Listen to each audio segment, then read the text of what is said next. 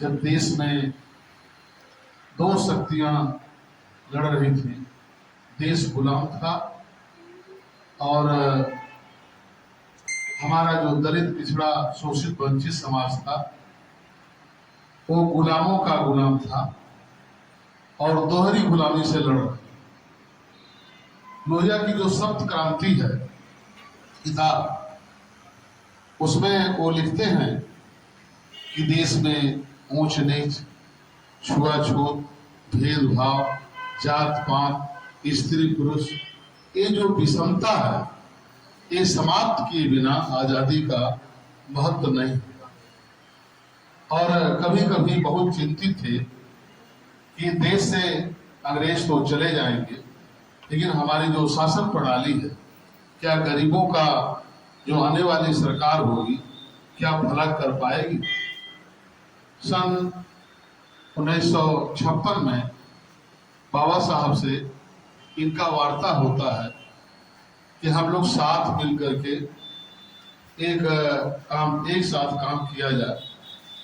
बाबा साहब का schedule caste का जो फेडरेशन था और लोहिया का जो संगठन था वो साथ मिलकर के काम करने के लिए कई पत्राचार हुए। बाबा साहब से 30 अक्टूबर 1956 को, 30 सितंबर 1956 को, 30 दिसंबर 55 में और 1 अक्टूबर 1956 को भी सारे पत्राचार हुए और इनके दो साथियों ने दिल्ली में बाबा साहब से भेंट किया और वो चाहते थे कि सभी लोग साथ मिल करके हम लोग काम करें तो देश में लोकतंत्र की स्थापना होगी और गणतंत्र का राज होगा और समानता का अवसर मिलेगा।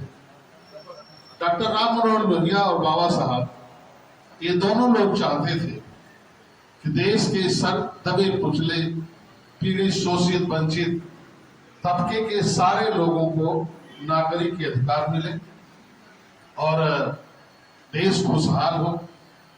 लेकिन अफसोस इस बात का है कि देश में कुछ ऐसी सांप्रदायिक ताकतें उस समय भी थी और अभी भी है और अब लोहिया का सपना साकार नहीं हो पा रहा। लोहिया और बाबा साहब संयुक्त रूप से जब बाबा साहब का निधन होता है तो लोहिया ने मधुर लिमये को पत्र लिखा था कि मुझे अफसोस होता है कि मैंने एक प्रयास किया था कि बाबा साहब के साथ काम करने का मौका मिलेगा, लेकिन जब भी मेरी मुलाकात तो नहीं हो पाई।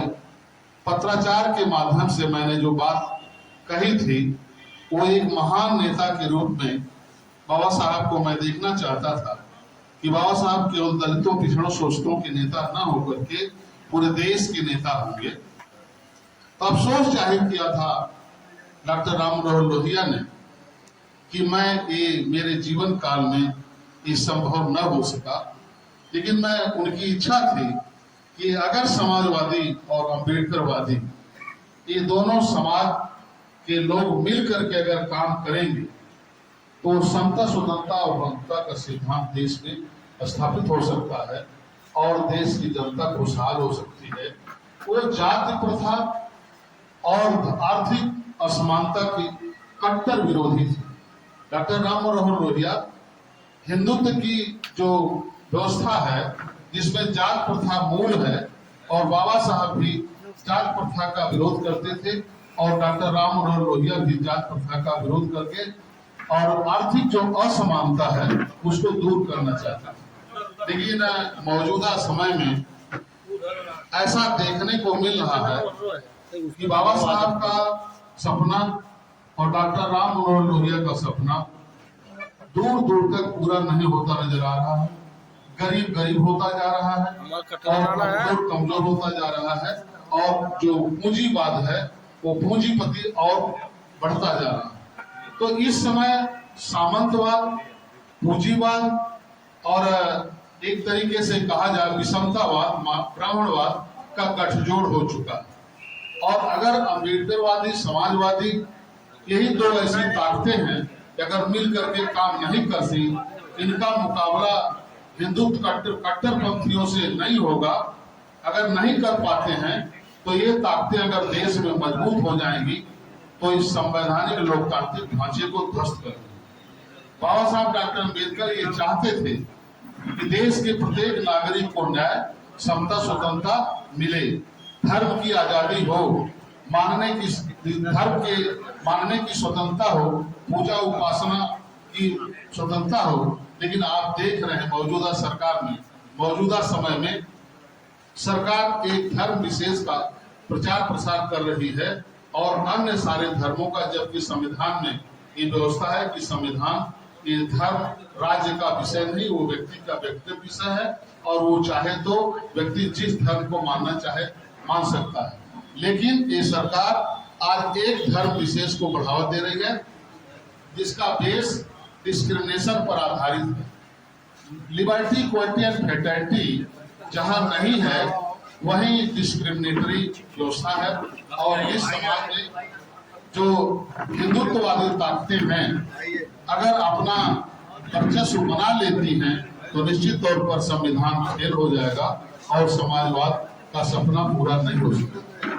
साथियों, ऐसे में यह आवश्यक हो जाता है कि बाबा साहब के सपनों को साकार करने के लिए, डॉक्टर राम मनोहर लोहिया के सपनों को साकार करने के लिए सभी लोगों को एकजुट होकर के काम करना होगा। और देश में जिस तरीके से वो नेताओं ने नैतिकता, ईमानदारी, वफादारी और त्याग से देश की आजादी में योगदान किया, समाज की बेहतरी के लिए काम किया, इसी तरीके से सारे लोगों को, चाहे वो नेता हो चाहे कार्यकर्ता हो, समाज के प्रति नैतिक होना चाहिए, वफादार होना होगा और